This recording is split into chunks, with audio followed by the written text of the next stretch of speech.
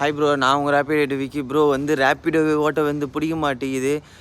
சுத்தமாக ஏர்னிங்கே கிடையாது. அதில் பார்த்தீங்களான்னா ரேப்பிடோ வாலெட்டுக்குன்ட்டு ஒரு ரீசார்ஜ், அதுக்கப்புறம் பைக் பூஸ்டருக்குன்னு சொல்லிட்டு ஒரு ரீசார்ஜ், அதுவும் இல்லாமல் வண்டி பெட்ரோலுக்கு வேறு ஒரு ரூ. 100, அதுவும் இல்லாமல் ஜிஎஸ்டிக்கு வேறு அதை வேறு பிடிக்கிறாங்க ப்ரோ. ஃபுல்லாகவே கமிஷனாகவே பிடிக்கிறாங்க ப்ரோ. சுத்தமாக வந்து ஏர்னிங்கே கிடையாது ப்ரோ. நானும் ஸ்டார்டிங்கில் நல்லா தான் இருந்தது, அதுக்கப்புறம் போக ரேப்பிடோவே வேஸ்ட்டு ப்ரோ. என்னை கேட்டால் ரேப்பிடோவே வந்து ஓட்டாதீங்கன்னு தான் சொல்லுவேன். ஏதோ சும்மா ஒரு ரூ. 5 ரூ. 10 100 செலவுக்குன்னா ஓட்டலாம் ப்ரோ. அதை ஒரு டார்கெட்லாம் ஓட்ட முடியல ப்ரோ. ரொம்பவே கம்மியாக வருது.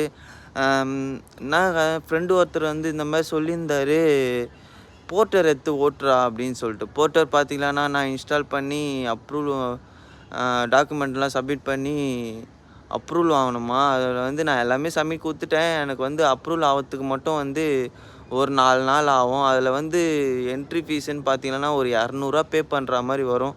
நான் ரூ. 200 பேவும் பண்ணிட்டேன். போர்ட்டர் ஓட்டலான்னு இருக்கேன் ப்ரோ. நீங்கள் என்ன சொல்கிறீங்க? கமெண்ட் பண்ணுங்கள் ப்ரோ. பாய் மச்.